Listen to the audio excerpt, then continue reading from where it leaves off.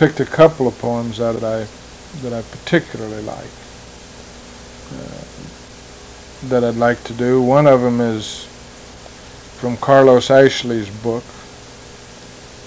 called That Spotted Sow and Other Hill Country Ballads. It comes out of the hill country of Texas.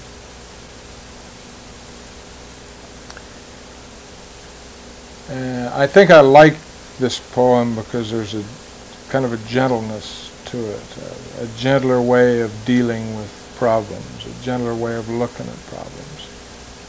And it's a nice poem. It's beautifully written.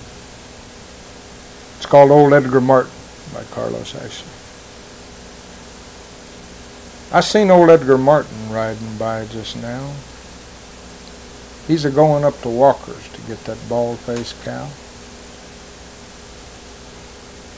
Funny feller, Edgar. Sort of quiet, queer. Well, he's been riding by that way for nearly 20 years. I knowed him when he was just a kid, living at his aunt's, wearing long-tailed hickory shirts without no boots nor pants.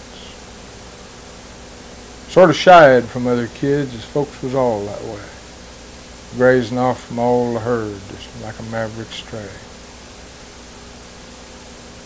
He growed up in these post oak hills, hunting fox and coon. Hell, I can hear his old hound now, baying to the moon. While boy and dog come down this flat, there weren't much town here then. Yeah, Edgar had a world of range to run them varmints in. But my, this town has changed to sight. It ain't the same at all. They've put in a city waterworks and built a city hall. And Edgar's changed a heap himself. He ain't quite understood that all the things he's hoping for is gone for good. I reckon Edgar's 65, a little feeble too. He never took to no one trade, ain't much that he can do. He starts at daylight for the hills when the herds is coming down to help the ranchers and the boys to punch their stuff through town. He hangs around the pens all day to watch them load the cars. And nights I've seen him on his porch just looking at the stars. He's a-picking up a little stuff for Biggs meat market now, like going up to Walker's there to get that bald-faced cow. I noticed when he passed just now, he didn't have no hound. So guess I better saddle up and help him into town.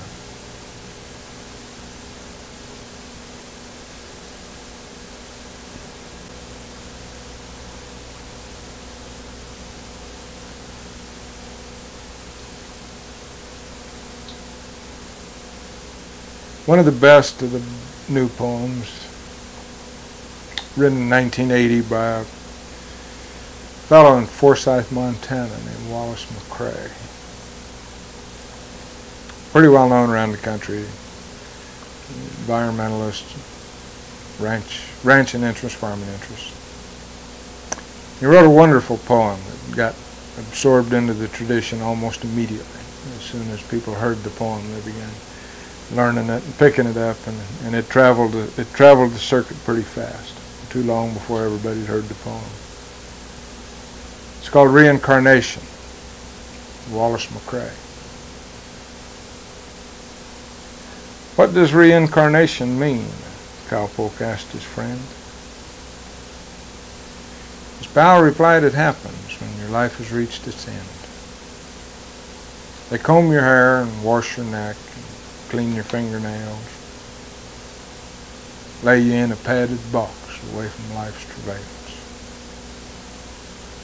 And then the box and you goes in a hole that's been dug into the ground.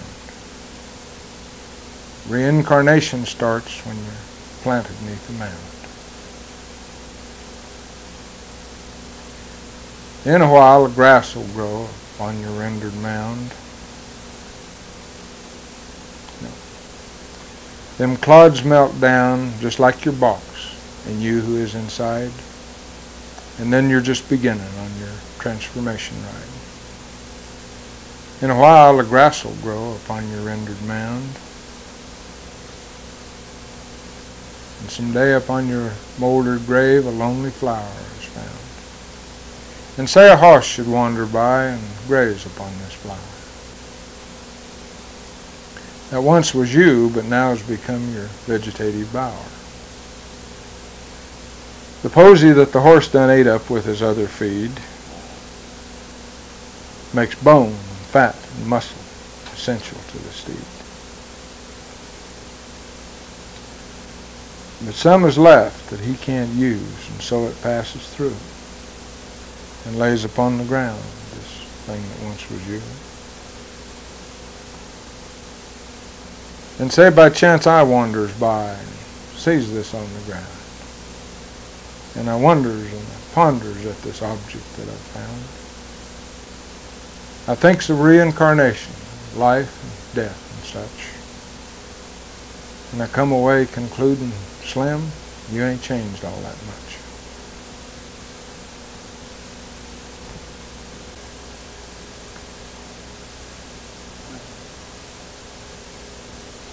This is one of the first poems that I ever wrote. And my wife says this is one of the best poems I ever wrote, which means I haven't made much improvement over the years. It was written about the ranches that were selling out, eastern slope of Colorado. Young people were leaving the ranches and going into other businesses, going to college. And leaving a man